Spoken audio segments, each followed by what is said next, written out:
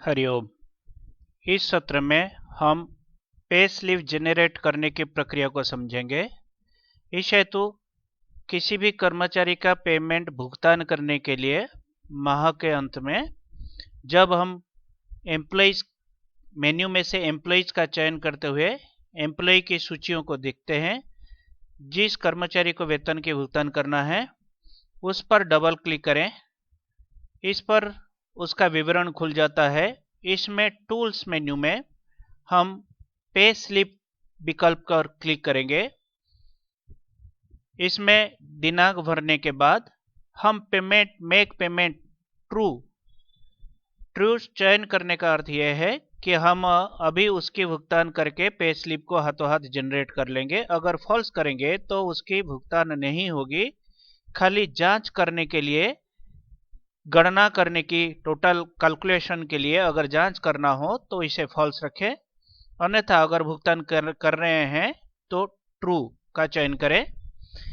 इसके बाद payment mode cash, अगर हम पेमेंट मोड को चेक करना चाहेंगे तो भी उसको घोषणा कर सकते हैं अकाउंट सेक्शन में। फिर यहाँ दो विकल्प दिखाई देंगे, कैश या चेक। अंत में आप जिस माह के लिए भुगतान करना चाहते हैं उस माह का चयन करेंगे। 2016। इस कर्मचारी का कार्य दिवस 29 किया गया है। जानबूझ करके इसके अटेंडेंस भरते समय हमने एक दिन की अवैतनिक घोषणा कर रखे हैं, यानी कि कुल कार्य दिवस 30 है तो कुल दिन अगर 30 है तो हम उसमें 29 कर रखे हैं। ये गणना की प्रदर्शन करने के लिए किया गया है। उसके बाद हम देख सकते हैं कि उसकी मूल वेतन 12,000 था, उसी हिसाब से एक दिन का वेतन कट करके सारी चीजें गणना हो जाते हैं। डीए, पीएफ एडिशन है, विषय भत्ता कुछ जोड़ा गया है। विषय भत्ता कोई विशेष अलग प्रकार से भत्ता जो हर माह फिक्स नहीं है, यानी कि यह हमने अनबाउंड कैटेगरी के अंदर घोषणा किए थे।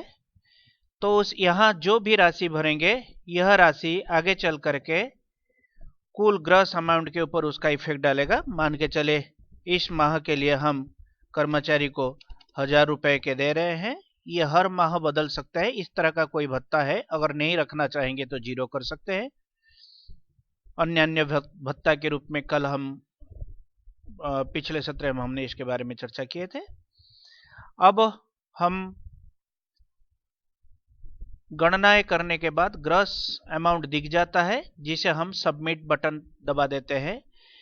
सबमिट बटन दबा देने के बाद पे स्लिप जनरेट हो जाता है। अब हम पेरोल में जाते हुए अगर पे स्लिप के ऊपर क्लिक करेंगे तो जो हमने भुगतान किए हैं उनकी विवरण यहां दिखाई देता है। यह पे स्लिप तभी जनरेट होगा जब हम प्रेफरेंस में स्कूल मेन्यू के अंदर default voucher for pay slips का चयन करते हैं। तो यह वाउचर पेमेंट का या कंट्रा का, इस प्रकार के चयन करते हुए हम आगे बढ़ेंगे, तब जा करके ही पे स्लिप जनरेशन होता है। तो एक बार हमारे नज़र में आना चाहिए, अगर सबमिट नहीं हो रहा हो तो जरूर प्रेफरेंस में स्कूल्स में जा करके ये जांच कर लीजिए कि default voucher for pay slips में किसी भी प्रकार की वाउचर की घोषणा की गई है या नहीं। अगर यह खाली रहेगा तो वह पे स्लिप जनरेट नहीं होगा। इस प्रकार के पेरोल सेक्शन में हमने पे स्लिप जनरेट कर सकते हैं तथा इसे हम देख सकते हैं या छाप सकते हैं।